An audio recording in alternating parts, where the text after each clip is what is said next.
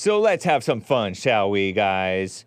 It is 9 a.m. here in Los Angeles, and it is Wednesday, May 15th, the 15th of May, AD 2024, and we should have a fun show, I think, guys. I should be connecting on Facebook by now, hopefully, and of course, I see myself on Rumble. I think YouTube is probably connected, right? Press 1 if everything is well, 2 if it's awful. Normally it's been well lately. I have some guests, I think tomorrow and Friday, so get your calls in and I'll try to get to you today.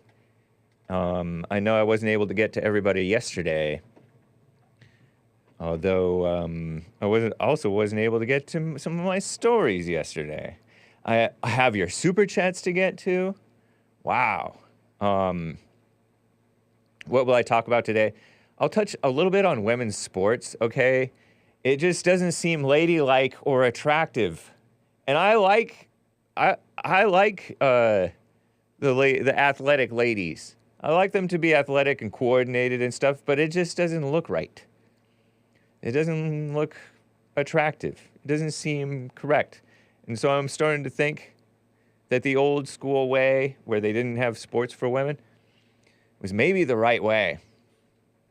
So I'll talk about that just briefly, kind of really, hopefully. Criminals, I'll talk about that criminal case. Art in Ohio had a great call with me yesterday, so did Austin. I think out of Texas, not to be confused with the city.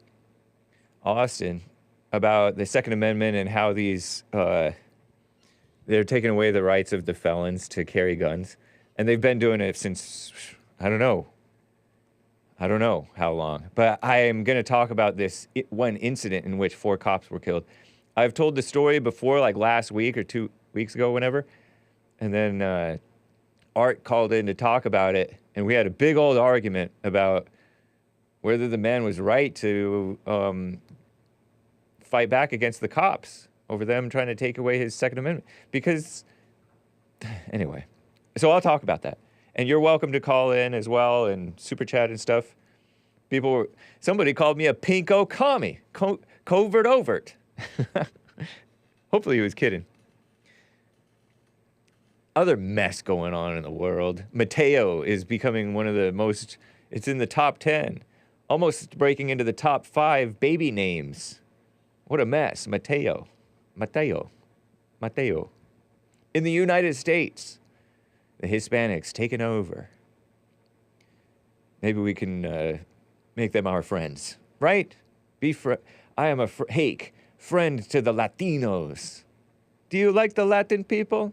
Do you like them?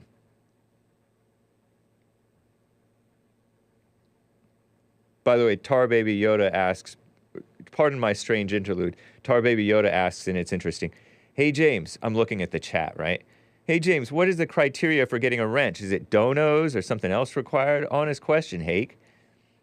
No, it's none of those things. It's, I see you in chat. You seem to be supportive and even-keeled, not too wild, trustworthy. You strike me as somewhat trustworthy. I do it. It's very capricious. I've turned out to be wrong many a time. I mean, many times people are betas anyway. Everybody's a beta, right? And so if I demod them, they take it really personally and hard. And a lot of people have just completely turned on us after I demod them because they're acting a little wild or whatever. Or, you know, I'm like, don't take it personally. And they take it way personally. Whew. But it's called graduating. I graduated them. Please don't touch on women's sports. Whatever. So all that and your calls, guys, if you'd like to call in. Some of you already on hold. But anyway, guys, let's get right on with the show! 1, 2, 3, 4.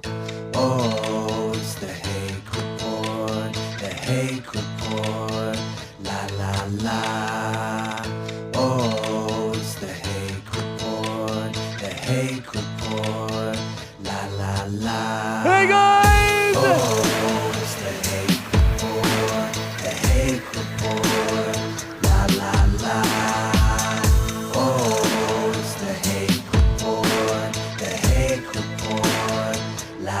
la. So, how you guys doing? I'm fine. I am wearing, somebody said, nice shirt, Hake. Yeah, thank you. I got this from Hassan for free. I think I got it for free. I'm pretty sure I got it for free. They were selling it at the men's forum back when we had it in Orlando, Florida. I think it was, what was that, 2021 that we had the men's conference? Or was that way back in, no, yeah, I think it was 2021. Yeah, I think so. Yeah, on the front it says Bond, 11th Annual Men's Conference. Oh, duh. August 14th, 2021, Orlando, Florida. On the, the left breast here, chest. And then on the back it has the Bond, like a nice old school throwback Bond thing. Bond and the blue, that cool Bond blue and the white letters that say Brotherhood Organization of a New Destiny. That's what Bond stands for. Which, I'm like, Destiny? Brotherhood Organization of a New Destiny. But then you find out it's made by a black dude, and they're all into, like, brothers, and destiny. So it's not, so it sounds normal once you realize that it was founded by blacks. Rebuilding the family by rebuilding the man, and it has this, these classic stick figures of a father and mother with their children. That's what a family is, a father and mother with their children. Not this, these marshals, these police, they're a family, or my friends, my circle of friends, they're family. That's not family. I mean, I get that you're like emotionally connected to them or feel this sense of loyalty or whatever, but that's not family.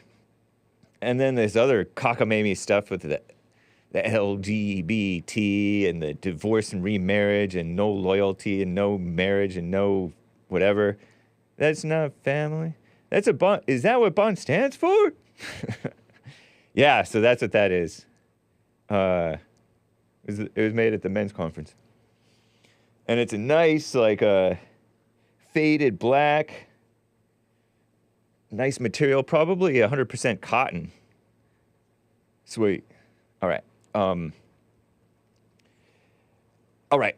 Okay. I got to get to Joe in Phoenix, Arizona. I don't think I even got to him yesterday. You guys miss him? Joe in Phoenix, Arizona is on the line here. How you doing? Good morning, James. Morning. Beautiful day here. It's the Hake and Snake show. I'm just kind of laughing at yesterday. Next time Mario calls in trying to talk about the law and the Constitution, just remind him of the 10th Amendment. Okay? The 10th Amendment? The 10th Amendment says stuff that's not covered, mentioned specifically in the Constitution, should be left up to the states. It's a decent summation of it, yeah. And you're referring to my caller, Art? Did you say Art? Yeah. Because Art was saying, the Second Amendment, these felons can't have guns. That's a violation of the Second Amendment. Well, he was saying that federal law always trumps state law, and that's the exact opposite of reality. Oh, true, yeah. Federal law and state law, it doesn't... Oh, so state law always trumps federal law? I think they Not trump always, each other no. sometimes. Yeah. It depends, yeah. But in general, the states have sovereignty. Yeah. As long as they're not being unconstitutional. Or if they're doing something that the Abraham Lincoln doesn't want them to do, which is to secede from the Union. Because that was constitutional, wasn't it? Wasn't it constitutional to secede? Well, if you succeed, you're no longer part of the country, so you're not protected by the Constitution. But that we're not going to get into the weeds. Yeah. But interesting point. So then he can then go into war against this foreign country to re-annex it. Kind of. Make an interesting point. Declaring a war on a foreign country is only a power that the federal government can do, not the state. True. Oh, interesting. And then did Congress declare war with the Civil War? The formal declaration has to come from Congress, yes. Yeah. Although we do all kinds of stuff that could be construed as acts of war. We being the executive branch does all kinds of stuff that could be construed as acts of war, but Congress doesn't be like, hey, these are acts of war.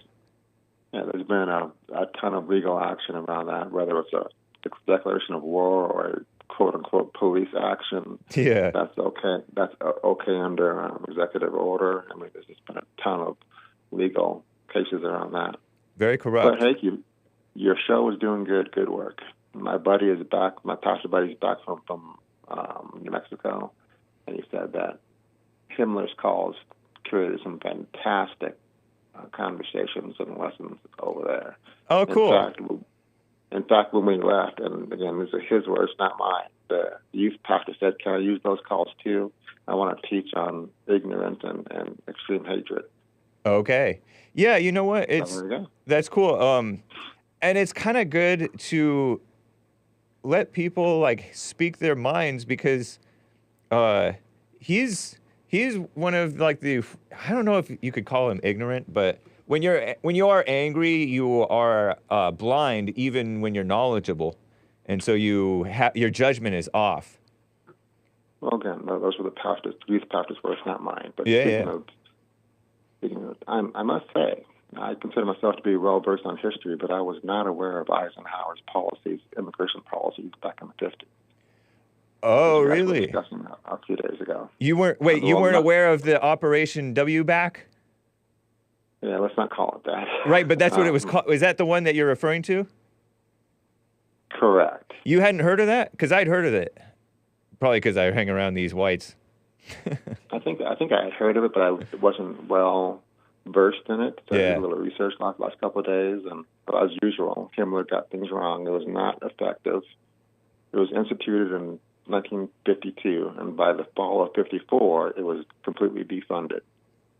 And even Trump, who I suspect where he got this, his knowledge of it from, said that most of the people that were deported came back in. Oh. Such a huge outcry. Yeah. Because they were deporting American citizens, not just the illegals. Okay. Just to catch people up, you're referring, some of you who are not familiar with the Hake report, he's referring to a caller whom he refers to as Himmler, and I'm using this snake because, a lot of people agree that Joe from Phoenix is a snake. He's a snake. Most people are. And then he calls one of my callers who's white Himmler, because that was a Nazi guy something. And this white caller is an angry guy who makes a lot of valid points. He's really distraught about the bad direction of the country, but he's responding in an angry, hate-filled way. And a lot of times he may have bad judgment in things. He's accused me of being a secret communist who's buddy-buddy with Joe in Phoenix. And it's funny because Joe in Phoenix is also an angry guy who accuses me of cozying up to Nazis or neo-Nazis. So everybody, just call me, who's that guy? FDR. FDR was a communist who was also called a fascist. These are very divided times, so you're going to be called everything in the book. Anyway, go ahead. I don't think FDR was called a communist, was he? Yeah. Oh, yeah. I'm pretty sure he was called a communist as well as a fascist. I call him a communist, so if I call him a communist, somebody else must have thought of it first. All right. You mentioned my time with Senator McCain. I want to be very clear. Okay. My time with Senator McCain was almost entirely here in Arizona. It was a congressional committee, but it was here in Arizona. And I think I told you it was mostly about increasing trade between us and some East African and West African countries in the state of Arizona, yeah? Okay. So we did a great job. I think I told you, around solar technologies and some agriculture technologies. We made a lot of money for the state of Arizona and for some African countries. And the trade worked really well.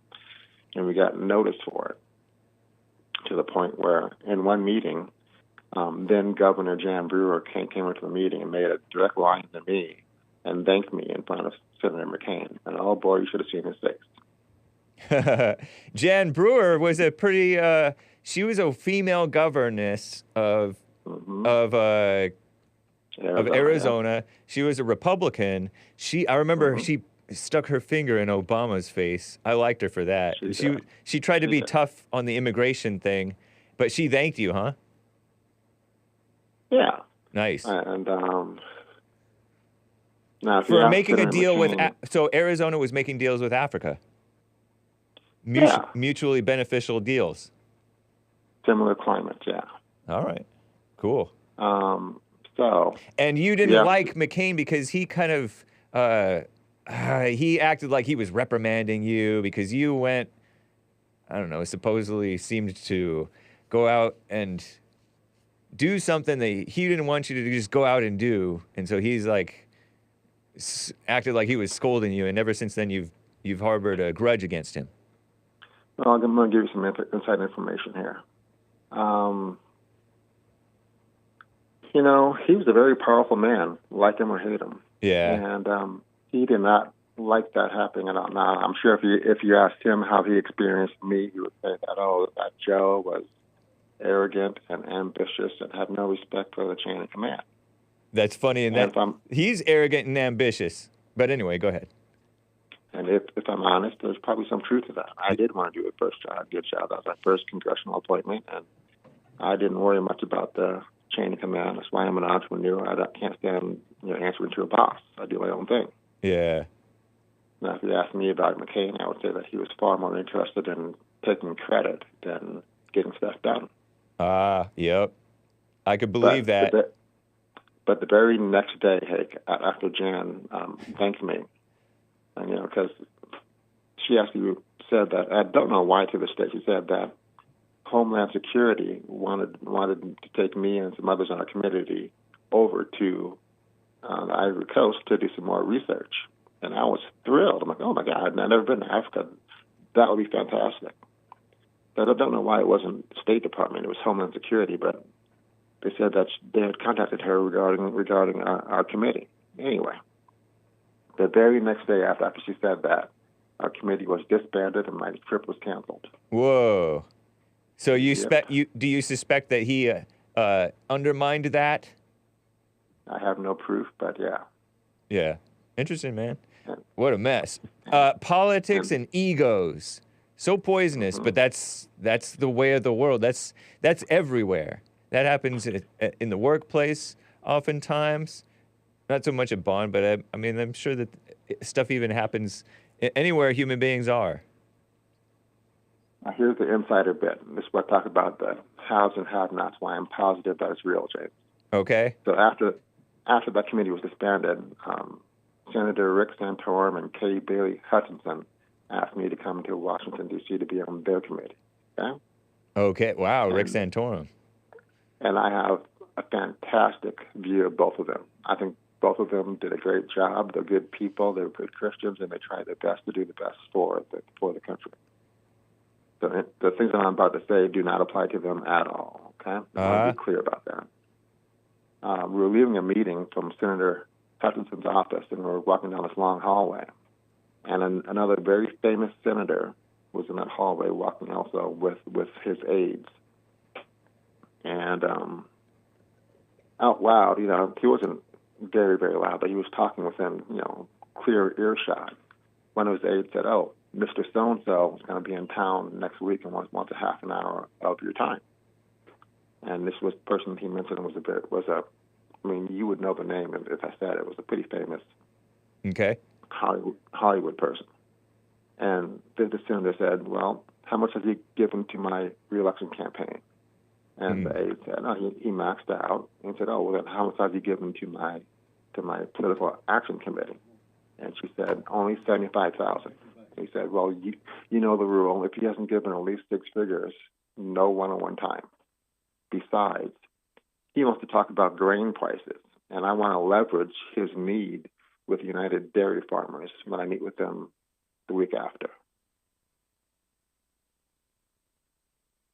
You there? Yeah, I'm here. Sorry, I was distracted. I was talking with somebody. Anyway, man. So that's how I know that it's all about the haves versus the have-nots. There's But this very famous senator who you would know. All he cares about. And can you imagine being so dismissive of $75,000? I don't know if anything that you're saying is true, but what you're describing is human nature, so nothing surprises me because I don't know. It's not haves versus have-nots. It's just evil human nature. People exploit their advantage any way that they can, and the so-called. So I'm saying, yeah, okay. There's this worldly thing of haves versus have-nots, but it's not really. That's not really what it's about. It's good versus evil, and it battles inside of you. It battles inside the so-called have-nots. It battles inside the so-called haves, and so. When you say haves versus have-nots, that's communist propaganda. Well, that is, again, you got to have the money to have the influence and the power to get the face time with people making the laws. Or you have to know how to exploit the so-called have-nots who are just suckers and tools to use for evil. Well, there you go. That's what we're talking about here. Yeah, and so that's what's happening with the. That's what Obama did. That's what happened to Obama, probably. That's what blind leaders of the blind. Well, you're not going to trigger me with your Obama nonsense. I'll leave on this. Look up the name Anthony Mason, another hate crime guy, another Himmler mindset. And it's funny how I have so many examples, and I'll continue to call in with them. But it's another guy out there screaming and yelling the N-word, trying to kill somebody. And that's what leads to it, James. That's what leads to it. Oh, and it's funny. I mean, you mentioned that, he and I are the same. It's funny. You see plenty of Himlers out there trying to do evil. You don't see any intelligent, articulate, successful, and strong black men like myself out there, committing terrible crimes. Well, yeah, you do. You see all kinds of different people committing all kinds of terrible crimes behind the scenes and stuff like that. And so, and you don't really want to talk about violent crimes because that's, you well know that that's overrepresented among the blacks who hate whites. And then the other blacks who hate whites who don't commit the violent crimes takes sides against the whites, and it's ridiculous. Yeah. You disagree on that, but that's okay. That's all I had to say today, James. Have a good day. We'll talk again. All right. Take care. Bye. I also got to get to Daniel in Texas, who's on the line here. Daniel, how are you doing, man? Thank you for calling back. I'm well, James. How are you? Well as well. Thank you. The past couple of shows are very interesting.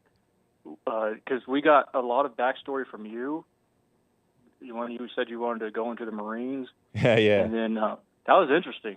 Nice. And then Joe, we got a lot of backstory from Joe. So it's just been a very interesting couple of days. Right on, man. Yeah. So you were talking to Art about the Constitution, and you're saying that the Constitution doesn't apply anymore. Can you explain that? So, in my opinion, every single gun restriction law, I may be exaggerating, is a violation of the Second Amendment. And those have been going on since I've been alive, I'm pretty sure, since I can remember. So that's what I mean by the Constitution is already being violated. I think that there's like income tax and hate crime laws. All those things are violations, from what I understand of the. Now they have different explanations for it. These intellectuals rationalize it in the courts, but to me, those are violations of the Constitution. And if you're going to say, "Oh, I'm not going to obey this gun possession charge law. I'm going to kill the police who try to take away my guns," that's insane. That's evil. Yeah. I think there are workarounds to a lot of this legislation. Don't quote me on this, and nobody go out and take my advice. But do your research. I think felons can have black powder guns. Oh, really? That's funny. Yeah, So, like a cap and ball. Yeah. look into it for yourselves, felons, and shout out to the felons. I love felons if I love anybody. I think they can own muskets. They can own flintlocks, but don't quote me on that. Make sure if that's your position, if that's your situation, make sure you do your research before you. Right, of course, definitely, yeah. Don't just take the, because you've been wrong before. Hake has been wrong before. Joe and Phoenix has been wrong, or outright lying sometimes. I don't know. Yeah, Just I'm the guy delusional. that said NASA meant something in Hebrew, and apparently it doesn't. Yeah, you said that it does. I heard it from somebody in the chat, and so I looked it up. And of course, the fact checkers are not going to give any credence where some credence might be due. But in this instance, I mean, why would NASA specifically name themselves after the Hebrew word for lies or to deceive? Unless they just want to troll us, which would be funny, but come on. Yeah. But so I guess the Second Amendment would be the gun restriction laws. That would be the first violation of the Constitution. And then the First Amendment would be the hate stuff. Yeah, hate crimes. That's a violation of the First Amendment, in my opinion. Yeah. It's evil. I mean, it's not only a violation of the First Amendment, it's a violation of common sense. It's because everybody, you'll think about it, all these hate-filled blacks who, when they see another black get hurt or killed by a white or whatever, they want to form a lynch mob and call it a hate crime. It encourages people to have this divisive mindset and think black even more than they already do. So, and it has nothing to do with it. In fact, most of the time the white is justified, or be reasonable. So, anyway. I know that, I mean, this is kind of very specific, but a flintlock rifle is very handy in a situation where you have no access to any sort of industrialized anything. Yeah. Because you have the flint, you can manufacture your own gunpowder naturally, and then you can just put whatever projectile you want into the a rock or something into the barrel. Wow. In a situation where you don't have access to industrialize anything, a flintlock can be a very handy, if you need to hunt. Yeah. And I think just about anybody can get access to those. I think you probably have to be a certain age, but nobody's going to accost you for having a flintlock that I know of. Well, I don't know. I mean, you may throw off the cops. The cops don't know the Constitution. Think about it. I was arguing with Art yesterday, and I thought about it after the show. I'm like, a lot of cops become cops. These are just like, Mexicans who are just trying to find a job, Hispanics, right. you mean, or people who are just 18, fresh out of high school, grown up in this liberal areas or whatever. They don't know anything about the Constitution, and you're blaming them for becoming cops and enforcing laws that are against the Constitution. This is the only world they know. It's kind of like looking down on black people for not knowing stuff. Right. Just meet people where they are and work with them, and recognize that your rights are going to get violated if you. They're going to get violated.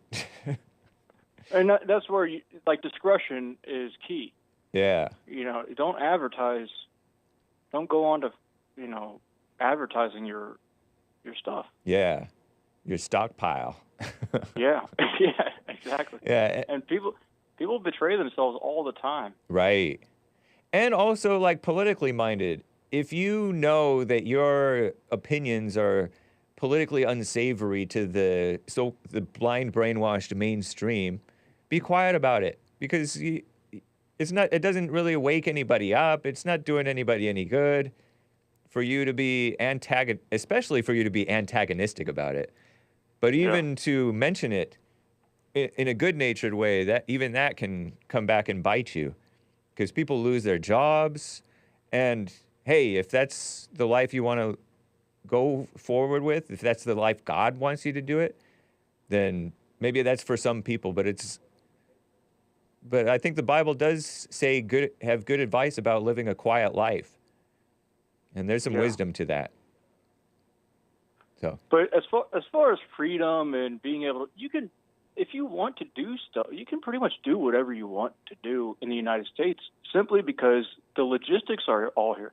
For example, if I wanted to buy a Confederate uniform, rent out a horse, name the horse Traveler, and ride the horse around and pretend like I'm Robert E. Lee, I don't think many people are going to stop me.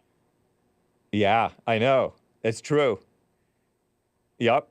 Very true. So, but you can't do that in Mexico, probably because of logistics, you know, how easy it is to get, you know, a Confederate uniform and all that stuff. Right. But, you know, you can pretty much do what you want to do in America.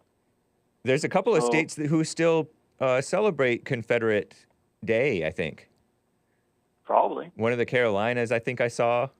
So, I know that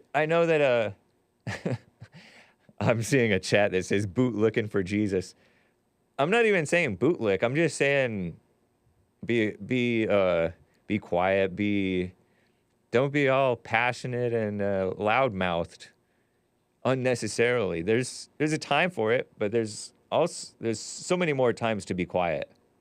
Yeah, and don't blame losing your job on, you know, stupid. You know, some jobs are worth losing. So true. You know, if it's that hard to keep your job, then find something that you have an aptitude for. Right.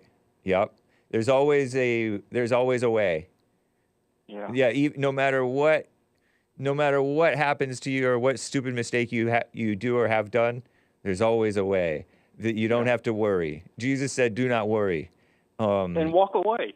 Yeah. You know, just walk away. Uh-huh. You won't win, you know, in a fight. You won't win. You know, when True.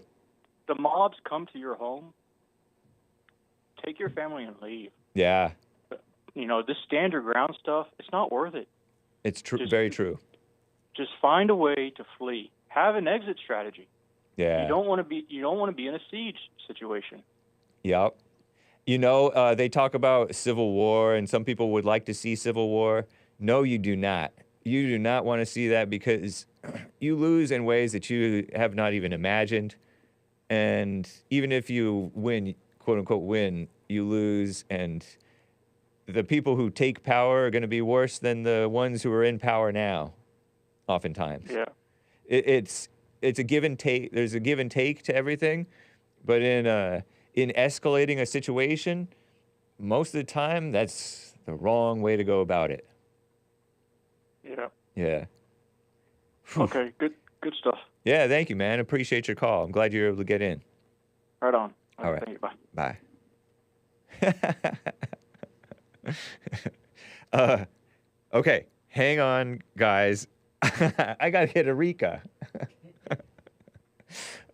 Frederick in Los Angeles, California. How you doing, Rika? I call him Rika. What's going on? Sure. What's going on? I got to start telling Sean that my name's Rika so he can put me down as Rika. No, I just do it just because it's shorter to write.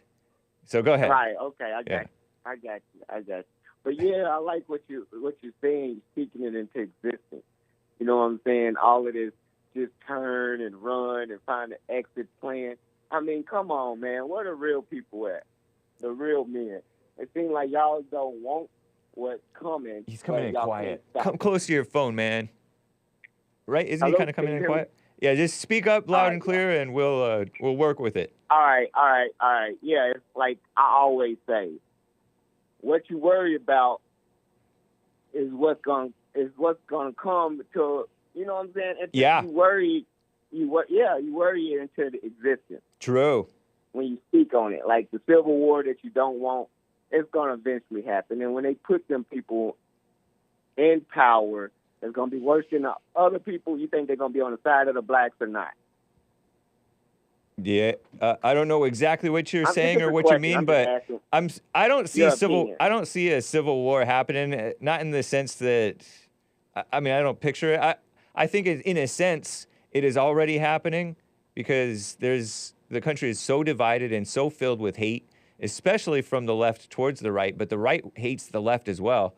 And the right hate each other, and the left hate each other, and And it's No, they it's got good a versus common, evil they anyway. got a common thread. Huh? America is their common thread. They got a common thread that's growing tighter, and it's a bond of America first.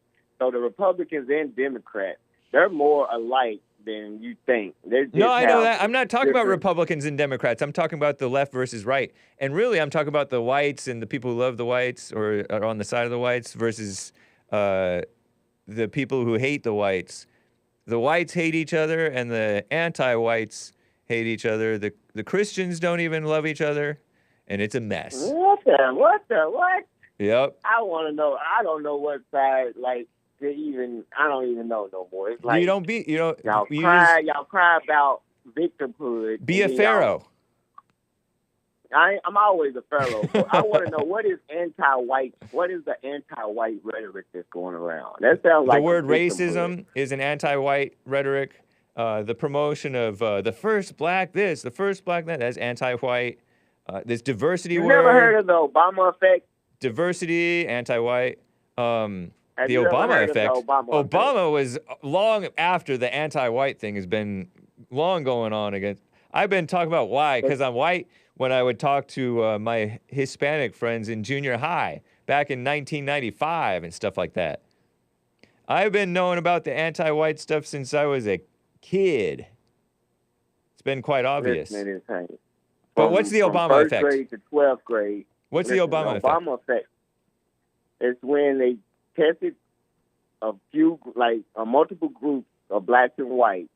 Before Obama got elected, they gave him a test with no new knowledge. After Obama got elected, they gave him a test. 80% failed before, and then 80% passed afterwards. Just overseeing someone of color in a higher position, it raised people's thoughts of themselves. So white people see all of these grandioso players from 1 through 12. They leave high school with their shoulders, shoulders back, standing up tall, proud of who they are. Once blacks start finding out the people that they had in power, it raises their self-esteem, and they do better. They purposely give us 1 month and talk about the 4 black Martin Luther King and the ones that they teach us, and teach us nothing else but just self-identifying with a person that has done great, improves your test scores and all over around. You can talk with the snake all you want. I'm not joking. But look, I'm explaining to you. You can look it up. It's been proven. What are you saying? So I didn't follow exactly what you're saying. So you never follow. No. I'm trying to pay attention, but you speak in such strange language. Quit moving your hands with a puppet on it. That's not what's causing me to not fully understand. So let me rephrase what you're saying. Okay, so people are ignorant on a test. Their judgment of themselves is low. And then when Obama came along, they started thinking themselves as better than they actually were? Oh, yeah. Okay. Oh, so the whites started being America used to be so awesome. They became more pro-white after Obama came along. Oh, white? What are you talking about? It sounded like you were talking about the whites. Black people did 80%. 80% failed the test before. Okay. And this also the blacks. So the blacks. Model. The blacks started. The blacks' test scores improved. Yes. After Obama came in office because they felt better about themselves. Yes. That's so weak and pathetic. Blacks are so weak and pathetic. Oh my gosh. It's been. Look up the study. That's not a good sign of black moral character and strength. And you talk about you talk about anti-white. Maybe y'all need that anti-white to knock y'all off your high horse, because y'all all feel entitled. That's blacks who are on their high horse. There are whites who are on their high horse, and I get that. Everybody, it's a human nature thing to be on your high horse. But that is insane. If that's true, which I could kind of believe that's true. Is. Okay, so this guy is saying, let me restate what he said, just for the people who might still be lost. Rika is saying that black test scores were very low before Obama got into office. And then this evil Obama got into office, and maybe because they felt better about themselves because a black man was in office, They started scoring better because they felt better about themselves. Isn't that pathetic? That is true. That's if true, that is pathetic. That you are influenced by people not being by some black man. But that's because they have pushed the lie of racism and you're not worth anything, and that's been pushed by blacks and the people who pretend like they care about blacks. They've been pushing that blacks are. No, blacks are not smart. Has been pushed by whites. No, blacks it's not are about. Smart has been pushed by whites. That they are That's not been pushed. They are inferior. Has been pushed by whites for longer than it's been. Nope, that's pushed. You. That's all black propaganda. That has nothing to do with the whites. When we did the 3/5 compromise, we weren't saying you weren't 3/5 human. We were saying that you don't count for because you guys were slaves.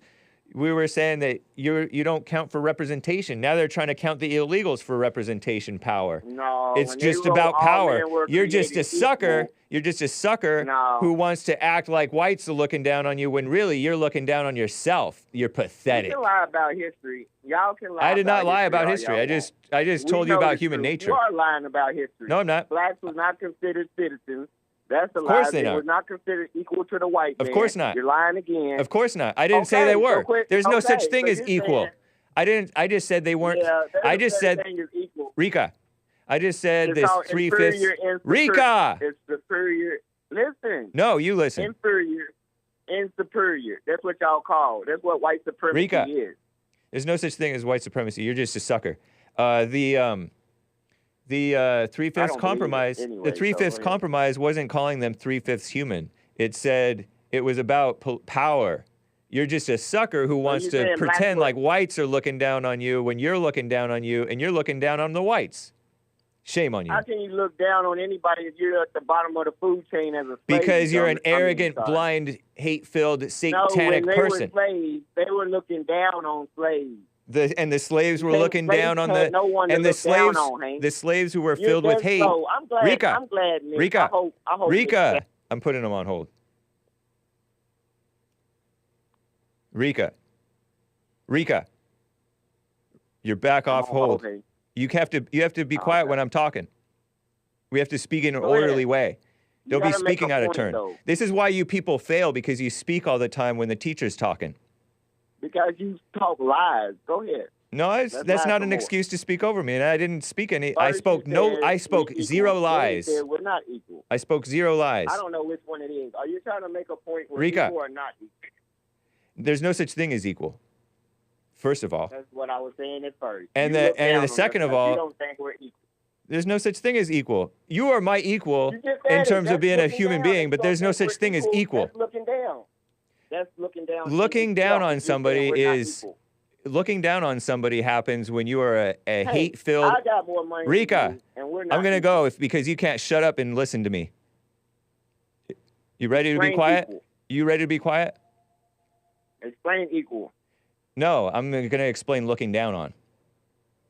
When you look down on somebody, Rika, you say we're not equal. I'm the host. I'm the host, and you listen to me. Looking down on. You're not. Goodbye. Looking down on somebody happens when you're a hate-filled, prideful person, and you're looking down, judging somebody. It doesn't matter if you're a slave. You can still look down on your master. Look at all the people who are looking down on their bosses. I'm smarter than my boss. My boss is a bloop. I'm looking down. You're looking down on him, even though you are his inferior. You're looking down on him. How can the slaves look down on him? What a loser. Rika is so out of turn. I call him Maze's son. Shameful. Alex in California is on the line here. Alex, how you doing? Good. How are you, James? Hey, is this a different Alex in California than from my usual one who calls in pretty regularly? I don't know. I think so. Nice. Good to hear from you. Thanks. Alex the second from California. Good to hear from you, man. Thank you, James. Yeah. What's up? I think the bad guys in Mulan should have been white. What? Oh, I know who. This is Alexander. Yeah. Hey, okay, so, the bad guys... Oh, yeah, because you are an anti-racist. Still am. Hey, man, it's been a while since I've heard from you. Thanks. Yeah, anyway, why should the bad... I don't know if I've seen Mulan. Mulan, for those who don't know, is this American Indian Disney movie or China Disney movie? China, yeah. Yeah, I'm not sure if I saw Mulan. I saw Pocahontas. Because I wasn't allowed to watch Die Hard 3 or whatever. Go ahead. Anyway, you know who the Huns were, the bad guys in Mulan? Yeah, the Huns. Attila the Hun? Well, Attila the Hun never went to China himself, according to a lot of research, but a lot of the bad guys in Mulan, their modern-day descendants are white people. Oh, so the Huns were white? So what were the Huns before? They may have been white all along. History happened so long ago, no one's sure, but based off who their descendants are today, and based off paternity tests and DNA tests like that,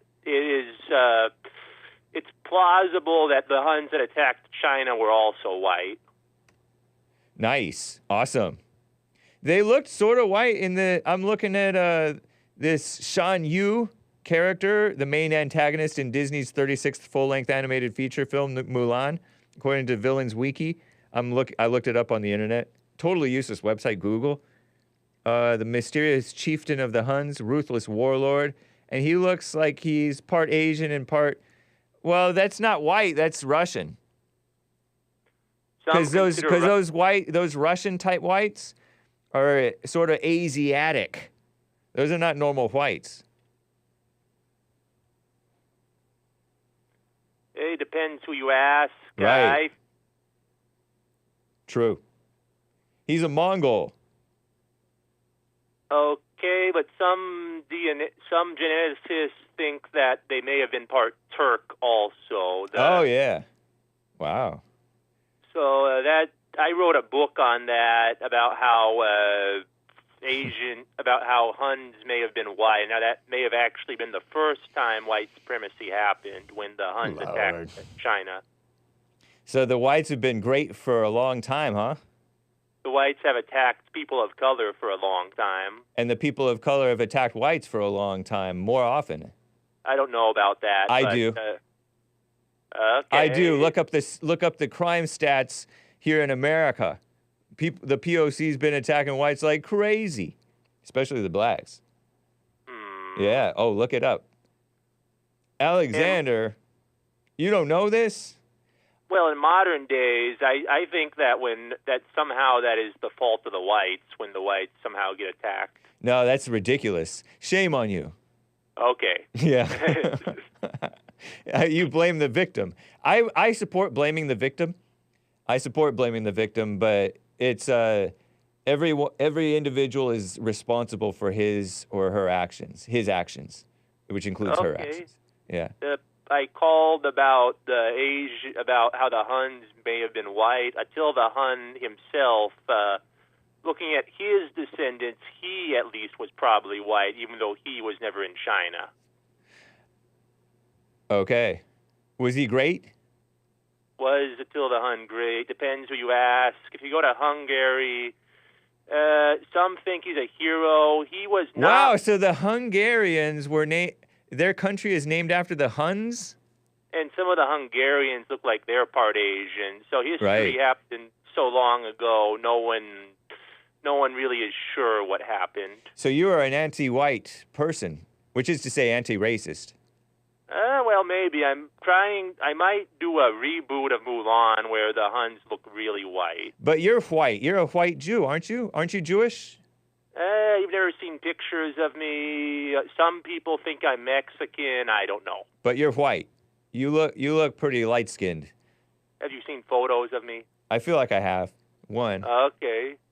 Well, I might do, with help, Tim Wise might help me make a film where we reboot Mulan and make Wait, you're in touch with Tim Wise? I'm a fan of him. I think he likes me. I don't know. That's funny. He hates Jesse Lee Peterson. Okay. Yeah, he's a hate-filled, anti-white. I think he's a Jewish person who wrote a book called White Like Me because he's white as well, or white-looking. And so he's all white like me, and then he pretends like black-on-white crime actually should be higher if you consider how much blacks commit crime. So black-on-white crime really, as a percentage of the crime they commit, or something like that. I don't know. What a mess. I'm a disability advocate also, so I'm all about diversity, equity, and inclusion. Terrible. How embarrassing. And you're a man. You're supposed to think like a man. I used to be trans, so I don't know. That's not true. Now you're just trolling me. When did this happen? In between the last time you talked to me and the time you're talking to me now? Well, when I was a kid, I used to be the only boy watching Cinderella, and I always liked the Disney princesses. I know, but there's boys who are silly like that, but that doesn't mean that you're transgender. I also used to watch Mulan, and I might marry a robot, so I don't know. That just indicates you were raised by a lenient mother and a weak father. That doesn't mean you're transgender. Okay, yeah. Right? Am I right about that? Was your dad in the house? My dad's great. He works for, well, I shouldn't say who he works for. Is it fair of me to call him weak? No, he's strong. He's a liberal like me, but he's really strong. I know, but he let you watch all those movies and did he call you transgender ever? Or are you just after the fact you're calling yourself transgender just because you like those movies? God knows. Did you ever call yourself a she? Yes. Back when you were like 5 years old? No, actually a few months ago I used to call myself a she. Yeah, see, it is between the last time you talked to me and right now. And before that, I used to want to be able to have a kid by myself. Terrible, man. I disavow that, of course, obviously. Well, it's nice to hear from you again, Alexander. I wish you well. I look forward to reading the comment section, listening to this recording. Likewise, James. Well, I think the internet is bad for you people. Understood. You know why I think the internet is bad for you people? I don't. I think it's bad for you people because you get confirmation and you like attention, and then you get comments, and you like to see the comments, good and bad, about you. You get a thrill out of it, and it keeps you distracted rather than just calming down. It makes you feel better. Right now I identify as a man, and I was born a man, so right now I'm a man. Don't try to make me feel better. Okay. Yeah, but I'm glad that I'm glad you're not as whatever. I'm happy for you. Thanks, James. I love you. Thank you, man. Appreciate it. Take care. Bye. Ugh. I'm shaking my head. Let me show this real fast before I go to break, and then I'll get back to calls. Caitlin Clark, she lost her first WNBA game. And I'm chuckling because I consider her a true star. She's a true star. Because I've heard of her. She's a WNBA star. You know how they used to call Brittany Griner a WNBA star? But I only know of Brittany Griner because she got arrested for being loaded up with drugs. She had trace amounts of pot juice in her pot vape. Shameful. When she went to Russia, so she got captured and held in Russia for some months. And I don't envy her for that, of course, but that's the only reason I know about her. So she's not a WNBA star. WNBA, Women's NBA, basketball. But she scored 20 points and commits 10 turnovers. I'm like, does that mean that she stole the ball and turned it over? No, she lost the ball and the other team turned it over and got the ball away from her. So she gave up the ball 10 times. And she scored a measly 20 points, which is pretty good for women, right? In her first WNBA game as India, so it should have been scores 20 points, but commits 10 turnovers, which is to say errors. You know, in baseball, I think that you commit an error. You committed a crime. You got a turnover. As the Indiana Fever, lame name. It's a women's team. To the Connecticut Sun. And look at the pictures of these gals. So this is like a mildly attractive, young black woman, fit, healthy, but she's like grimacing and holding the ball like she's a man and playing against, Caitlin Clark. And they have this, is their basketball smaller? Like it's white and orange and it's smaller according to Hassan. Maybe that's why they miss so much. And plus they're further away from the basket because they're shorter and less muscular and have less, they have inferior depth perception, right, ladies? Don't you guys, Lisa, our resident health expert. They are mildly mannish. I think women have inferior depth perception. And of course, they're a little bit less coordinated oftentimes. And so they miss more. But look at these pictures. Even Caitlin Clark, she looks like kind of like a skinny high schooler dude with long hair. And normally she's, mildly attractive gal, but and I like athletic women. I like women to be coordinated and stuff. Look at this pretty gal who has this bleached hair, this black gal with too much eyeshadow or whatever that stuff is. But she's like making an effort to look pretty, but yet she's trying to play basketball, which is like a man's sport, And I like when women, I like when women are athletic and can function and play and stuff like that. Look at her. She's sticking this Caitlin Clark gal, sticking part of her tongue out. Because, they're all like, their faces are contorted because they're making a great effort. To me, I don't think that this is a positive thing. I get when you're a homely person, not the most attractive, but you're athletic as a lady, and so you play these sports. Oftentimes, too, these women in these sports turn into like not morally straight, I don't want to say the word in front of the kids. But oftentimes they do that. I just think that I think that there was something to the old school way that didn't have women playing sports. It's good for you to do different exercises and be healthy and fit, and maybe you play a little bit just for fun. They're like majorly subsidizing this thing, I think. It's still losing money. If she starts playing better again, like she played in college, then she will bring in people watching. So I wish her well, but I think there's something to the old school way, no women in sports, because it's not ladylike. You don't look attractive, and there's other things to do. It's not you won't miss it. Oh, I miss basketball. Okay, well then that's the ego missing it. And it's better for you to get over it.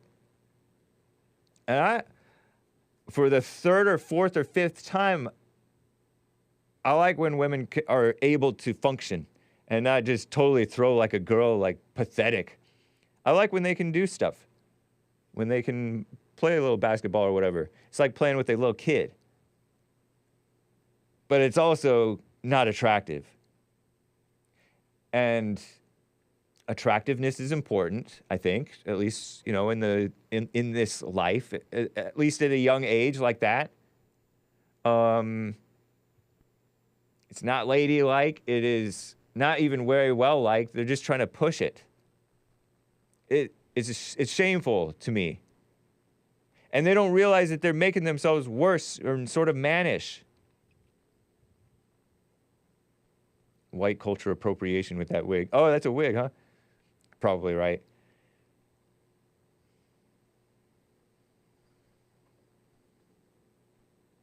they're bound and determined to make Caitlin a fellow deviant, huh? Because a lot of these women who play these sports, they fall into this degeneracy. Yeah, there she is. That would be a pretty good. I agree. I don't think that she should be doing that white hair look.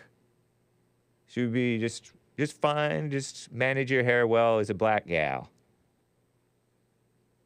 You're being generous calling them women, Hake. It's a disservice, I think. It's a disservice pushing this equality stuff. It's like what Rika was trying to talk about with this equal. It's a communist buzzword, satanic. The devil told Eve, you can eat the knowledge of good and evil and be equal with God, something like that. He was the first person to push the lie of equality. It's not something to be desired. Don't, like JLP said, Jesse Lee Peterson spoke on Newsmax this morning, actually, and early this morning. In their morning show, it's National Family Day. Did you know that, guys and gals and children? And he said, the women shouldn't be trying to compete with the man. Say you grow up poor, so-called poor, a lot of blacks, at least in the Jim Crow days, they grew up actually, quote-unquote, poor. Tin roof houses, no indoor plumbing, and just a whole bunch of people in a house. A lot of Asians and Hispanics live, a whole bunch of people in a house packed together like sardines until they could make it. Don't compare yourself to other people and try to live or long for what they have, or long for, I want to live easy. I want to go to these fancy restaurants. I want to have this TV or these Jordans or whatever. No. Do without. You're better doing without. You really are. You're more content and more at peace, and you'll get ahead better in life, physically even, doing without. We are past the top of the hour. It is time for some Work Hard Wednesday. Are you working hard or hardly working? This is Starflyer 59. This track is from the 1998 album, The Fashion Focus. It's called Sundown. I hope you enjoy it, you musical Philistines. Calls, I will get to you. Super chats, I will get to you. I owe you. We have guests tomorrow, I think, and the next day. So I'll be right back for the rest of hour 2. Hang tight.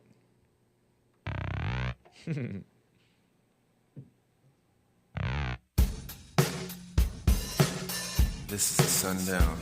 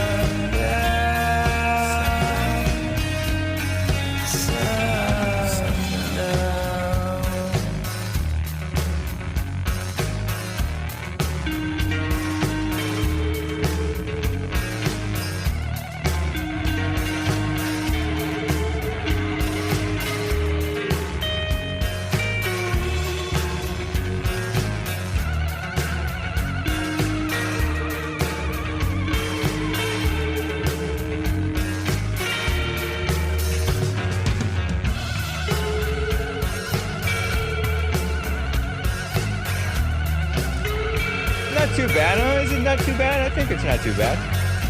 Starflyer 59.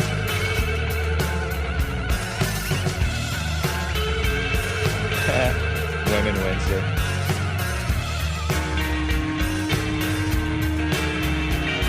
Sort of a vibe, somewhat.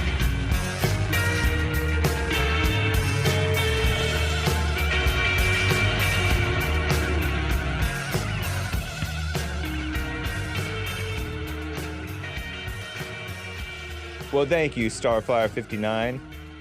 And thank you guys for bearing with me through the beautiful music, those who did. Let me read a couple of super chats before I get back to calls, because I feel like I would be remiss were I not to read them. Carver bought a coffee like 2 days ago, saying, "Hey, Hake, trying to get the favorites list a little more organized. So if you could please assign a rank and number to the names below. If you can't decide on an exact number, just say like top 3, top 10, something. The team will clear it up." Bibi. Based Bibi Benjamin Netanyahu. He's in my probably top 5, at least top 10 favorite Jews. You know, I've said before, my favorite Jews, Jesus. Some of you guys say he's not a Jew, but he's the king of the Jews, so he's number 1. Jesus. Also my best friend. Jesus is my best friend. Hey, Stephen Wiley, rated highly. So Jesus, number 1, of course. You have to, if he is Jewish. Or was, you know. Now he's above that now. And then David from the tribe of Judah, right? Or was he tribe of Benjamin? Saul was tribe of Benjamin. David was tribe of Judah. So he was a Jew? Maybe? King David? He's pretty cool. Maybe I should do Paul. 3 is Paul. I wanted Jesse Lee Peterson in my top 3, but I guess he's number 4. So Jesus, David, Paul, Jesse Lee Peterson, you know, Jewish. Bibi Netanyahu. And maybe I'm wrong, of course. Hey, those of you guys who say he did 9/11 or whatever, I don't take that away from you. I just like the fact that he projects some manhood. And I hear that he's a nationalist for Israel. And he got along better with Trump than with Obama. And also, he's part of the reason that we normies, because I'm somewhat normie, don't like George Soros. So, Bibi, according to one of my guests, Bibi did the propaganda, the anti-Soros propaganda. We blame everything on Soros for the country going astray.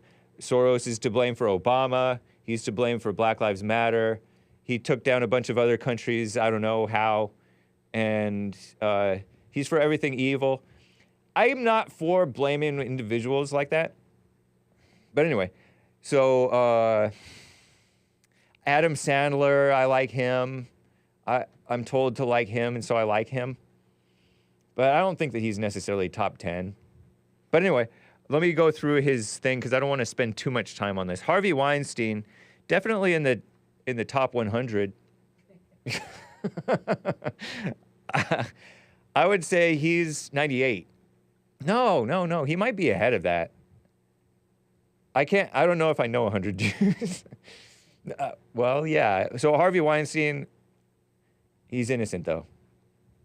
He's innocent of the worst crimes unless and until proven guilty. Okay? He's guilty of being, degenerate. What do you expect? He's not a Christian. He's guilty probably of making bad movies, but he also made entertaining ones.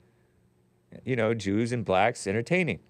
Donald Trump. Hey, whoa, Trump? I guess you could call him an honorary. Okay, if I'm calling Jesse Lee Peterson a Jew, then I guess I could call Donald Trump a Jew, like he's of the spirit of the sons of Israel, right? Okay, I guess he might edge out Bibi, but Bibi's been a Jew longer. Trump, number 7 is a good number for Trump, right? Dennis Prager's number 6. Perfect. CJ from Texas. That sounds like slander. I don't think CJ from Texas is Jewish, but if he is, I would put him at number 12. Seems like a good number for him. Maybe even 13, a baker's dozen, because he eats meat. George Soros, 99. Soros is 99. I like George Soros better than I like his son. Because he's old looking and evil looking. Ruth Bader Ginsburg, she's no longer Jewish. She's passed on. She is no longer Jewish. She has graduated, if you will. But she would be 97 before George Soros. I think I like Harvey Weinstein better than her. So Harvey Weinstein might be like 80. Drake, I like Drake, man. Only because the Kendrick Lamar is going after him. So now I like him. And also, he's always been soft. And also, I don't like him for that. But I like his catchy music. He has pretty catchy music. So he's 14 because CJ calls me more frequently than Drake. So he's right behind CJ. Terry's Jewish? I think that's not true.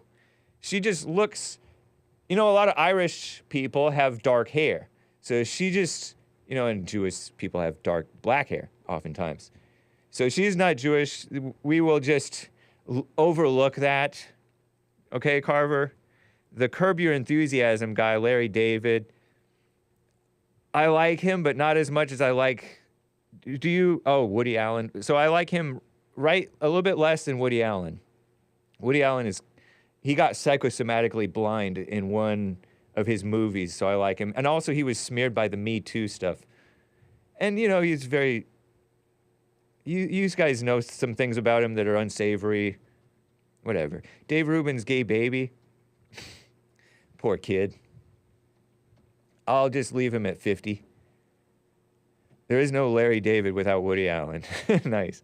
Larry King live. No, Larry King.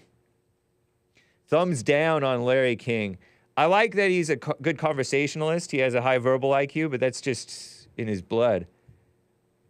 So I'll put him at 30. Harrison Ford, Indiana Jones. Yeah, really look it up. Yeah, I know. I know that Harrison Ford is like a quarter Jewish or something like that. I know that because of, who did I just mention? Happy Gilmore. Who's the guy? Adam Sandler. I know he's Jewish because of Adam Sandler's Hanukkah song. Joan Rivers, she's funny, but she's dead. I kind of disavow her calling Michelle a man, but she was kind of funny. I liked her because she didn't like Obama. I don't know anything about her other than that. I'll put her at 49. Ben Stiller, boo, 60. Although I did pose as him, right? Hassan, oh yeah, is Hassan allegedly Jewish by his mother? But that has not been confirmed. I'll put him at, what's a good number? 88? 88. Just to troll. I disavow that dog whistle. Jared Kushner. I'm shaking my head.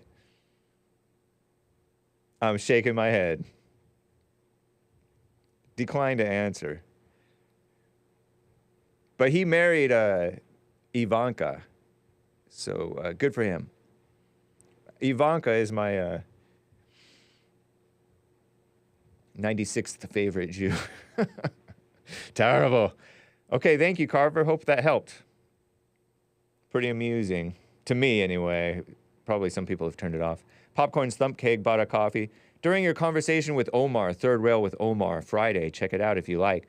In relation to the Israeli-Palestine conflict, you made the statement, might makes right. Yep, might makes right. However, when Obama flipped the power dynamic and gave you a scenario in which the Palestinians were the ones with the quote-unquote might, you suddenly backed off that stance and said, well, I don't know about that. So to be clear, you don't agree that might makes right, correct? Correct.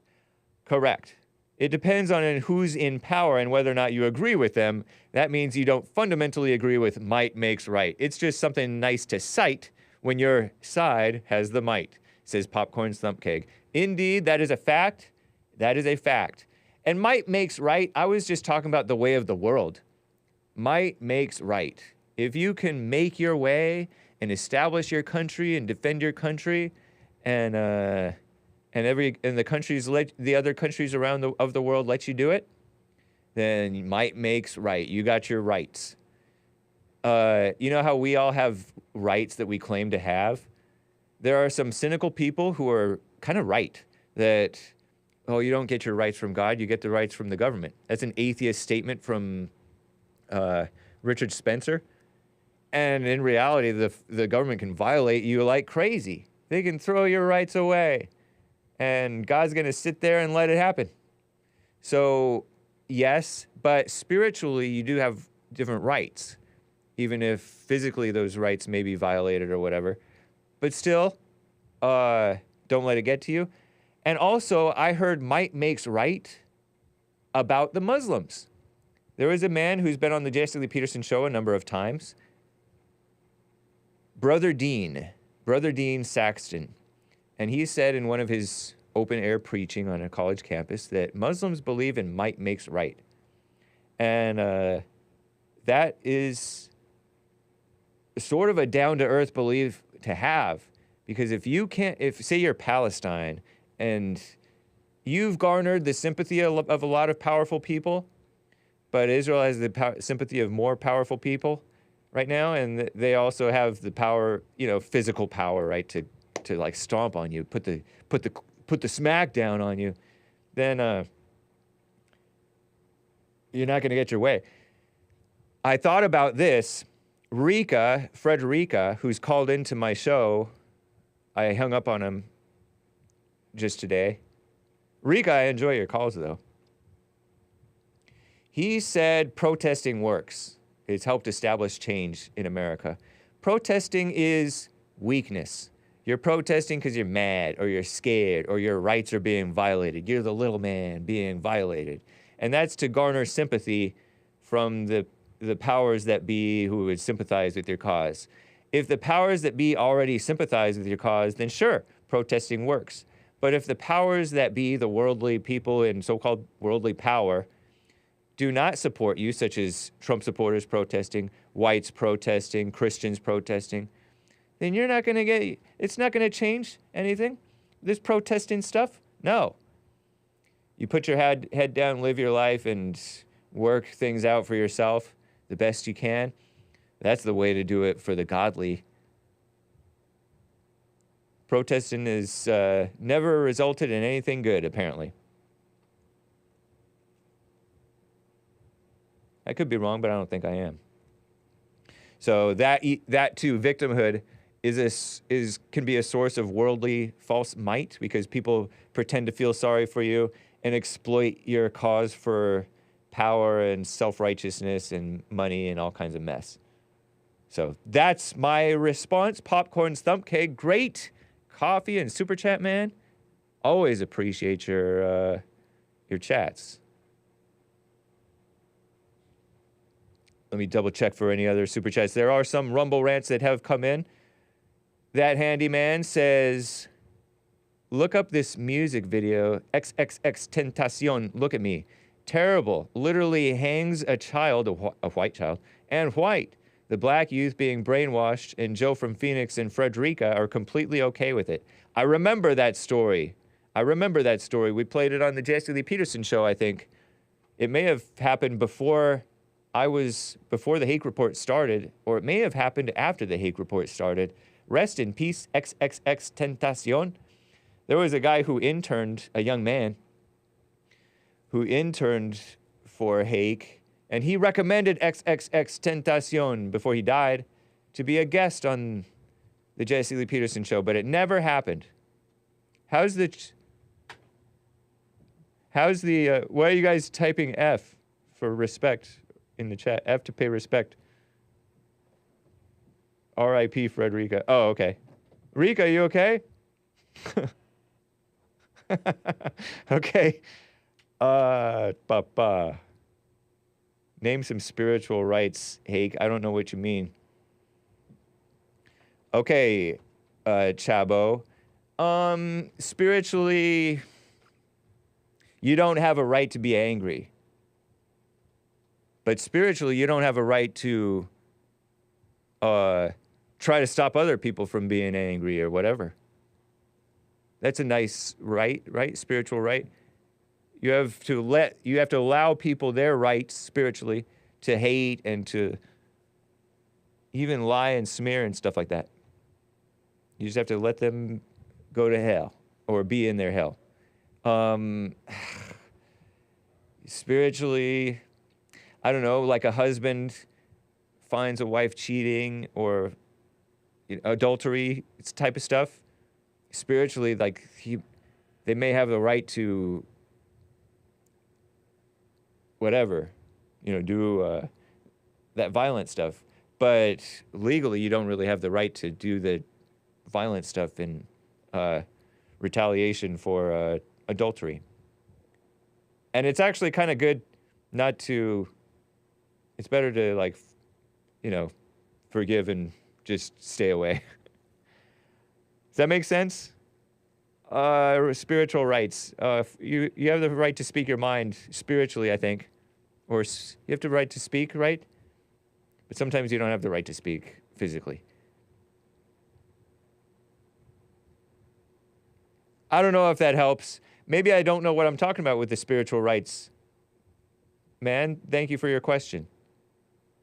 Hake avows having hatred. I avow all the rest of you guys having hatred.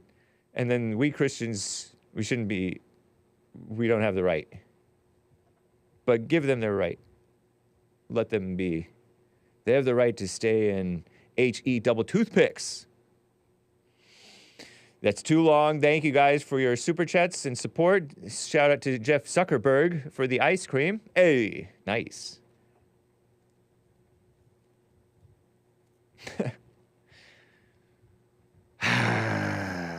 David in Ocala, Florida. I'm going to get to all of the calls, guys. David, are you there? Yes, what's happening? Not much, man. How about you? Hey, all right. Hey, since you brought this up, I just wanted to tell you one more time. I went to school with a kid named Happy Gilmore. Are you serious? Yeah, I think I told you that once before. Yep, in middle school. I must not have remembered it. Yeah, when that movie came out, everybody that went to that school that knew that kid was like, they couldn't believe it. You know what I'm saying? I mean, what's the odds of this kid being really named Happy Gilmore? Yeah. Anyway, but hey, I called about Mark, man, because I know where Mark's coming from. All right? Yeah. And Mark remembers when America was great, okay? And it really, I mean, it was good in the 50s, okay? I mean, I wasn't around, but the best times in America was from probably 1970 to 1990. And after that, it's just been all downhill. Oh, really? Yeah, that's what I feel. I think it started with George Bush Sr., okay, and because see, Mark remembers when Carter was in and how terrible it was. It was like this now, but half as bad. I mean, this is the worst America's ever been. $34 trillion in debt. You ain't coming back from that, okay? And this is like a big design. He knows they let all these immigrants, all these foreigners in here to dilute everything, okay? Yeah. And if it wasn't, and where he's coming from, if it wasn't for blacks and women, there wouldn't be no Democratic presidents. Interesting. Yeah.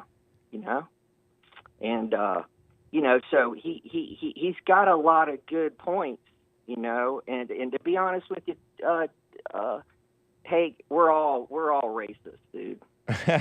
Speak for yourself. No, we are. You know what? I mean, if you can't admit that you don't like some other race, okay, then you're just fooling yourself. I mean, there's, it's just normal. I don't mean hating them, but not liking them. You know what I'm saying? Just not liking their food or not liking the way they act or whatever. Yeah. I get you. That's not racism, but yeah, if you're going to use that word, yeah, everybody has their preferences, and everybody is full of hatred, and people who are full of hatred and sin play favorites. The book of James says, my children, don't show favoritism. Don't show favoritism to the rich man over the poor person who comes to your meeting or whatever. In some ways, in some ways, oftentimes, racism is a basic right. What people call racism is a basic right. It's telling the truth. It is fine. It is nothing wrong. Most of the time when people are called racist, it's for doing something right or something that they have a right to do. Mm-hmm. So, yeah, I get you. Yeah, and it's basically targeting the whites. It's to smear the whites for power, to garner fake sympathy and anger and bitterness for power and mess. Ego. Yeah, it's terrible to be a older white man right now. Or even the white kids. The white kids in college are getting sick of this. I mean, I'm hearing that they're like, I had enough. I can't do nothing right.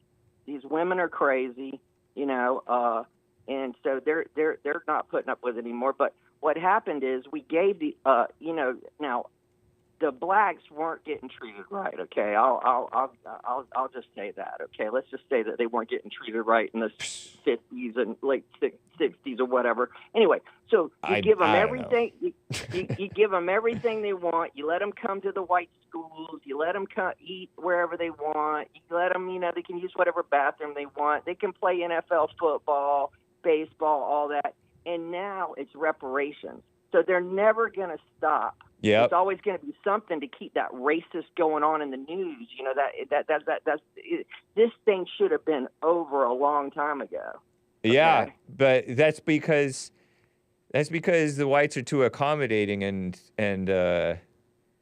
they're subverted and brainwashed, and the whole rest of them are even worse. The non-whites. So they vote in Barry Soetoro, okay? Obama, Barack Obama. So they vote this guy in.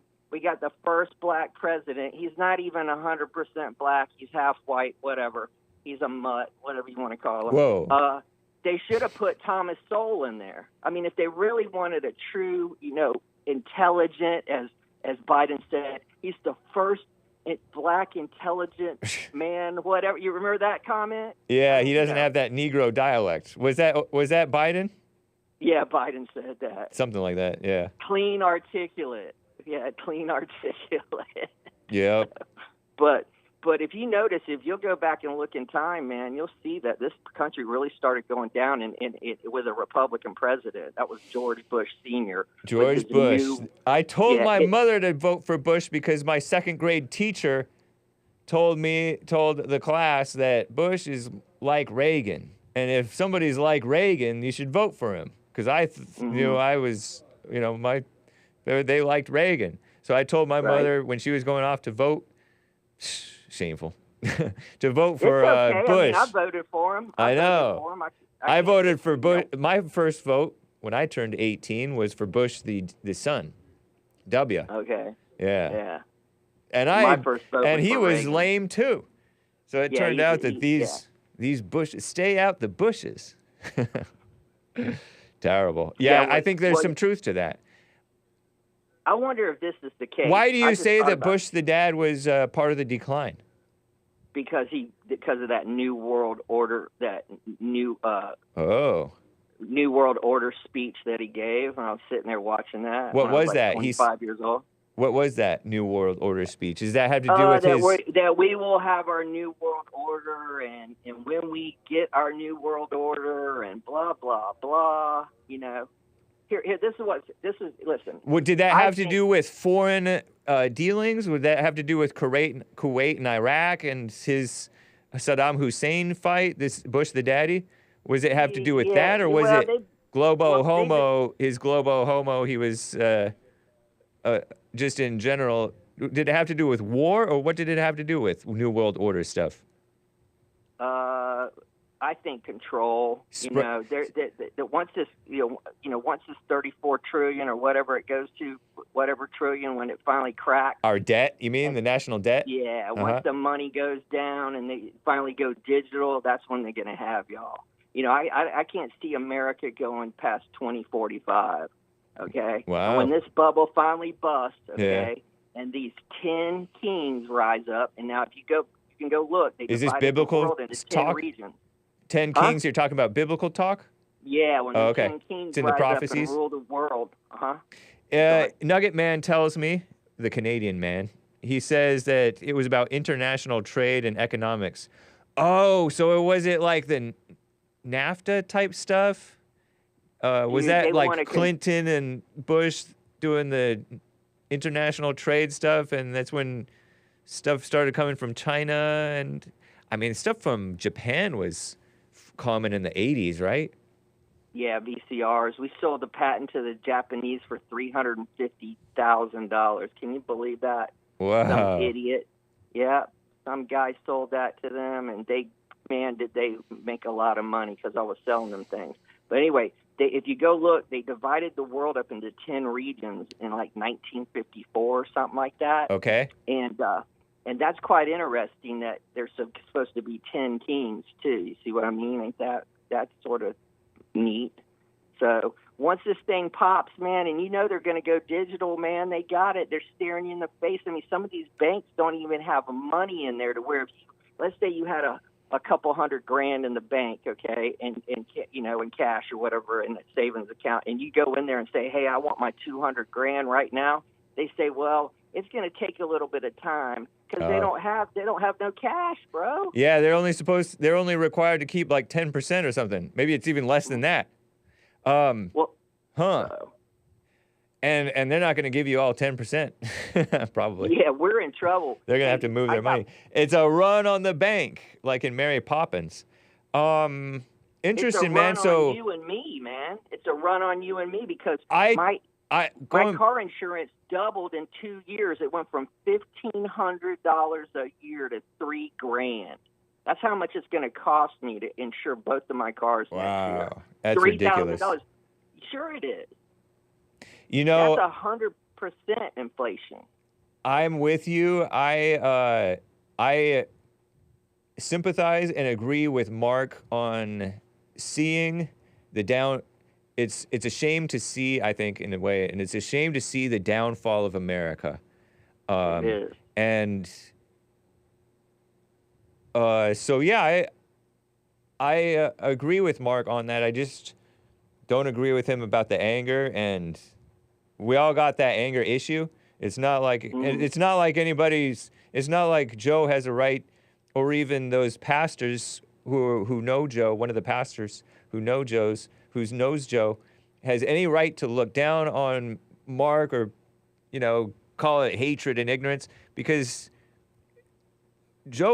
Mark is probably less ignorant on some of these issues than they are. Like, a lot of times people call racists ignorant, but so-called racists, they know so much more than you. It's just that they're angry about it, and that's where they go wrong.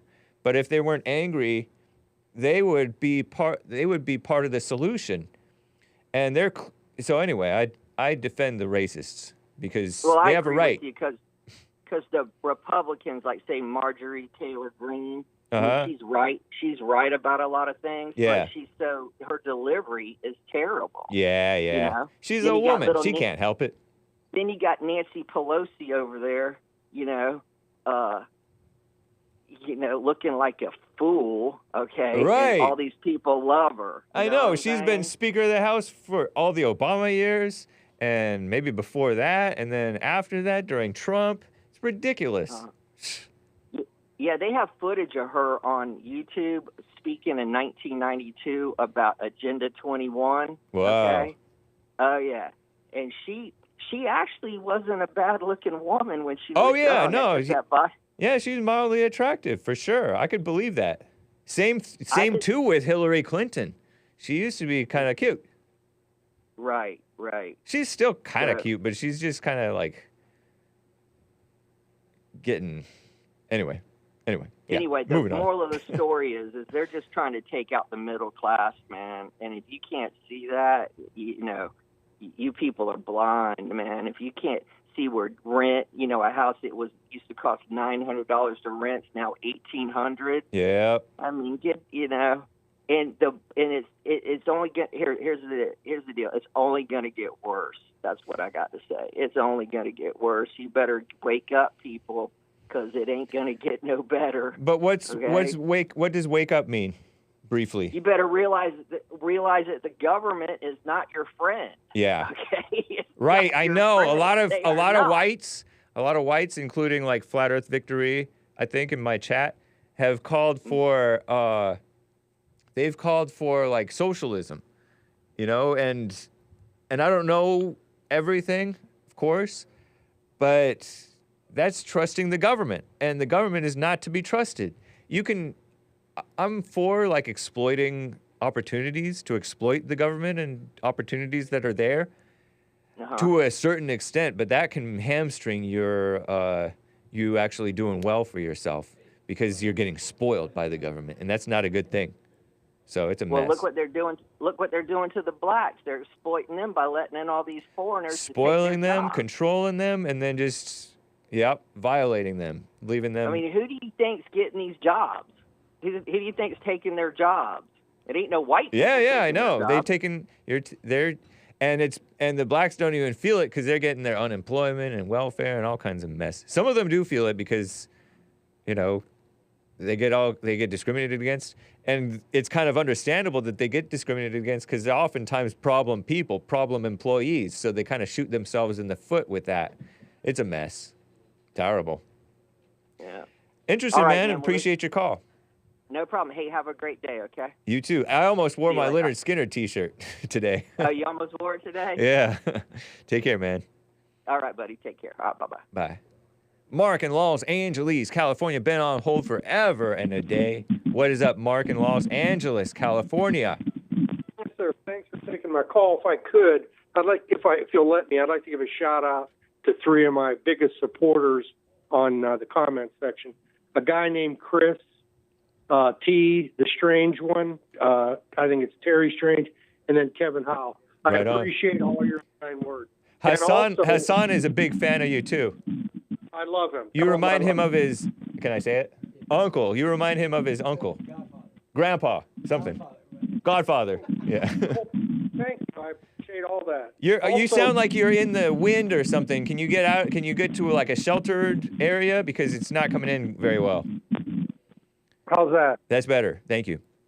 Okay, yeah. Also to Art in Ohio, he's a good man. Yeah. And even Kentucky John. He's a little, you don't ever know what he's going to say, but he did call me his favorite caller, and that's greatly appreciated. Right on. Now, and David from Ocala is a good man. William, I don't know what happened to him, but he was good. Yeah. What I wanted to say was, in David's call, well, there's a couple things. I'll make it as quick as I can. David wanted to know when the downfall of the white man started. It was in 1954 with Brown versus Board of Education. They federalized the schools unconstitutionally, violated the 10th Amendment, and forced whites at the point of a bayonet to mix with Negroes. The second downfall of the white race in this country, or the beginning of the end, would have been the Snivel Rights Bill of 1964. Again, unconstitutional. Even Ron Paul said it was unconstitutional because it forces you to sell your property to a Negro, and if you don't want to, you'll be sued. Totally unconstitutional. Yeah. So those are two of the downfalls of white America. George Bush, the first, was a total disgrace. Yeah. He was a globalist. And he turned his back on Police Chief Darryl Gates after the 92 Rodney King riots. He had called Chief Gates a model chief of police. And then when the riots happened, because he's a cowardly, spineless, poor excuse of a white man, he criticized Chief Gates. Wow. And, okay, so I got to go from subject to subject. Can I jump in to ask you what globalism is? What's globalism? What's wrong with it? It means no borders and the end of the white race. That's their goal. Okay. They want to destroy the white race. Look at London today. Look at France, Belgium. All these countries are flooded with satanic Islam, and they are going to take over. I have nothing against Omar because of his religion. In fact, I agreed with him. See, that threw me off. Okay. The other thing is your co-host wants to always talk about these rare crimes where a white man shoots up a Negro maybe. Yep. We don't know the circumstances. Yeah. But what that agenda is, the lie that white supremacy is the biggest threat to America. That's a lie. It's a disproven lie. And this clown wants to continue the lie by giving you examples of crimes across the country where whites have committed a crime against the black. Yeah. Now, we don't know the total situation in those cases. We know what happened in New York with the guy with the belt that sexually assaulted a white woman walking down the street. That's what I called about originally. They had caught the guy, and they caught him in the area of the city where he did his thing, and the residents were ready to kill this creep, but the cops protected him. They had him cornered in a doorway. This was on Facebook Shorts. Right. They had him cornered in a doorway, and the cops had to protect him from the mob. Now, if that mob would have took him out and brought him to justice, I would have cheered that on. I wouldn't have, for the sake of my channel, and because we need to have. I think we should have. I follow what you guys' mindset. You know, the people who did those things in the olden days, the lynchings, because they didn't trust the courts, and we can't trust them now. I know that's why I give you that we can't trust the courts, but it's still wrong, man, because you're going to bring more evil upon yourself, or not you personally, but I'm saying the people who would have done wrong to that guy would have brought more evil and more of a witch hunt against the whites or the men or the people who are fighting against this, who would like to fight against this crime. You know what I'm saying? This is what I feel on that. Now, I would never be part of a lynch mob. I would cheer him on, though. But I would let God, if I were one of the lynchers, I would let God judge me. I'm not going to let man judge me. I know, but you don't. God saw what happened. Mm-hmm. God saw him strangle that woman and either rape her or whatever he did. Her.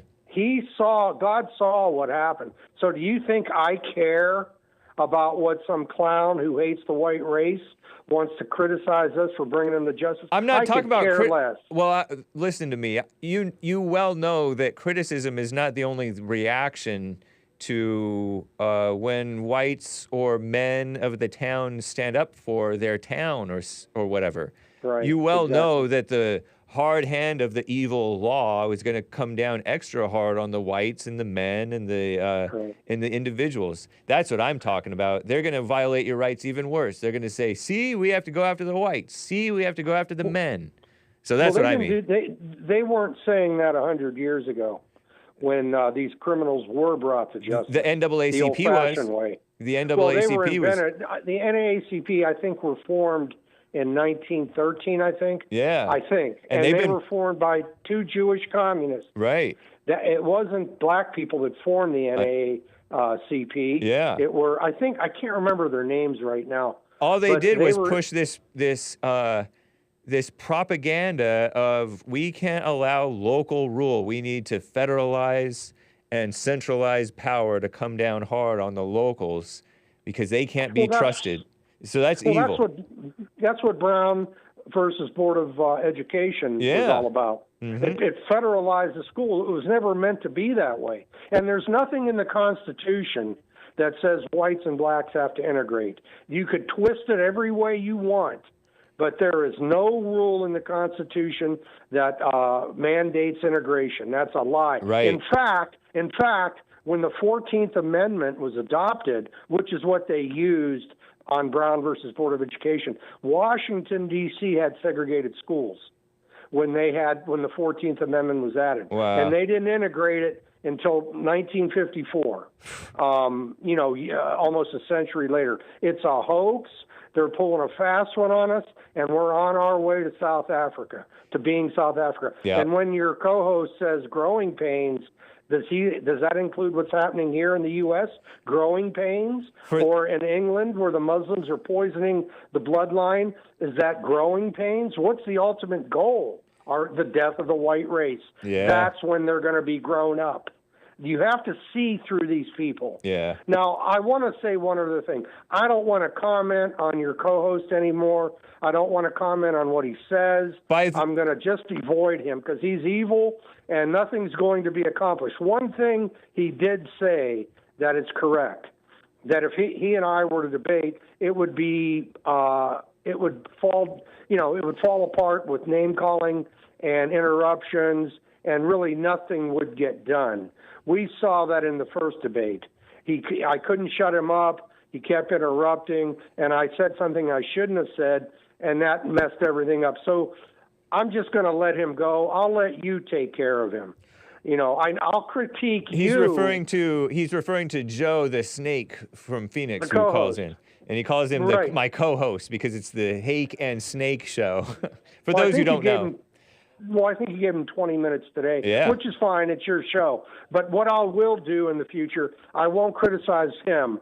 I'll critique your responses. All right. Because appreciate it, man. A lot of stuff he says goes right over your head. Yeah, true. Do you want to respond? Yeah, I mean, he says so much. I can't respond to all of it. Some of it didn't go over my head, but some of it does. Do you want to talk to Mays in Ohio? Is that sounds like a no. We'll move on. No. Put her on. Okay, all right. Mays from the Sundown town of Dayton, Ohio. You're live with Mark in Los Angeles. We have just a couple of minutes to go here. I want to be able to get to all the calls. Go ahead. I can do it. Go ahead, Mark. When you said integration and you talk about the school system, who was denied the right to read and everything before all this stuff? The reason why rights came in the first place. I don't know any law that ever prohibited anybody from reading. Where was that at? They didn't want them to read. Where? You need to look it up. Supposedly during slave days, I think. Can I finish? Well, we're going back to slave days. Okay, slave days. And people went to jail for getting married biracially, didn't they? Was the Say name that of those again? two people that went to jail because they got married? Anti-miscegenation laws. I support those. And it's I'm still on the against book. race mixing. You don't want race mixing, Mays. We don't want race mixing. Well, I have it, so I have no choice. I have it. I have no choice. And that's your problem. What do you mean? I have race mixing in my family, and I have no choice. Because whatever they want to do, that's their business. Yeah. And before integration, you name all this stuff that happened, so you want to step back to where we, like, hang Mike Pence and all that stuff we were looking at the Capitol. That's where you're trying to go back to? No, wait a minute. Okay. I guess that's one of those crimes, too. Okay, you got to speak a little clearer. What did you say about? Go ahead. You want to go back into the time where when on January 6th, where they had the noose hanging up and saying "Hang Mike Pence." Well, you want to go back to those days? Well, lynching days. Oh, you want to go back to lynching days? Absolutely, I do. Absolutely, you do. They didn't hang anybody. And listen, ma'am, the ones that were lynched 100 years ago probably deserved it. They were probably raping white women or committing crimes against whites, and they were brought to justice. Excuse me. Pardon? Raping who? White women. Raping our women. You got it wrong. You got it wrong. No, there's documentation on these people that were brought to justice. Mark, I'm telling you like this. You in a world by yourself, and you gonna be because it's not our fault because y'all not having babies. That's not our problem, and we didn't cause it. Do you want the whites to have babies, Mays? What? What do you say? Do you wish the whites well? Wish that they would have babies and be responsible again? If they don't want to. Okay. That's their business. Do you love us? Not have babies if they don't want. But y'all are dying off, and then you're not having. Are you happy about that, or are you sad about that? It's not the first time this happened when y'all got short of people, and then you start killing off other people. You know, like putting disease and all this kind of stuff and killing people off. So I guess Mark little stuff like that too. Real fast. Wrap it up. Let's wrap it up. Okay, a real quick question for Mays. Experimenting on people. Okay, I got a real quick question, Mays. Would you rather be a black person lost in a white neighborhood or a white person lost in a Negro neighborhood? Who'd be safer? I've been in both. And so I would say I would be afraid to go into of course, Real in Linda. your black neighborhood, they're going to treat you right. No. I'm saying in Real Linda, I was afraid. And if I go down to J. Florida, I'd be afraid. And if I go to certain places in Ohio, I'm afraid because people like you. Have you ever been white, Mays? What? She no, can't I don't want to answer be. the question. That's not an answer. I did answer. Yep. So do you think you'll be safer in a black neighborhood than you would be in a white one? I would be less safe in a Negro neighborhood. Right. Why is that? There are no-go zones. Because there are no-go zones. No, that's a no-go zone where you live. You don't know where I just gave live. you the name All of right. the places. Because some places we don't stop when we travel. Unfortunately, I got to cut this Maze. short. I love you, and God bless you, Maze. Well, God ain't Thank blessing you. Nice. Well, Thank you, God Mark. had nothing to Appreciate do you. Take with care. you. Isn't she a nice lady? Thank you. Yeah. Take care, Maze, and take care, Mark. Appreciate you guys. Thanks, Jake. Bye-bye. All right. Bye. Guys, this has been the Hake Report. Man. Hi, man, Minnesota. I'm going to get straight to you, even if I have a guest tomorrow, hopefully. But it is time for Wolf Eyes Wednesday. Wolf Eyes Wednesday. This is called Ancient Delay, I think. Hope you enjoy it, you musical Philistines. Adios, America. Joel Friday coming up next. Bye.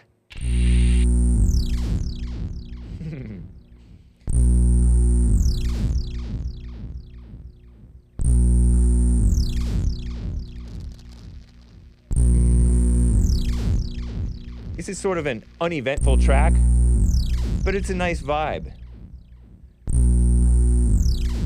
It's noise, guys. Oh, I gotta put Joel on the list. Redirect. Can't make that mistake again. I'm on thin ice with Joel Friday, guys. The result of living freely.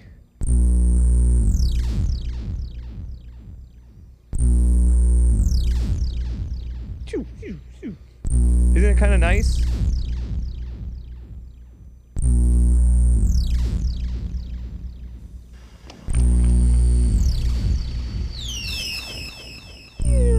Are these octopus sounds?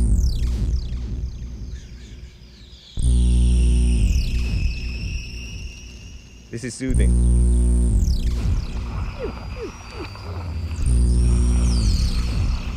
It's punk.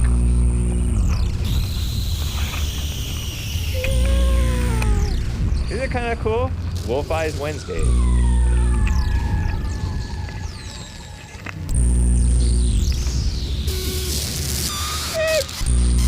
This is the sound of Hake's present mind.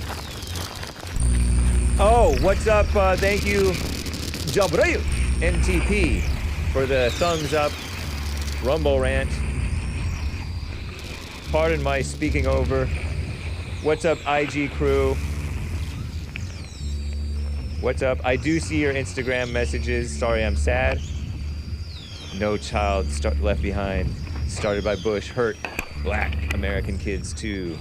Yeah, I'm not for their edumamification stuff. Wolf Eyes, let's go. And it just ends like this. After not too long. What's up, Chaos Confessional? Over in the, whatever. Adios, America. Joel Friday next. Bye.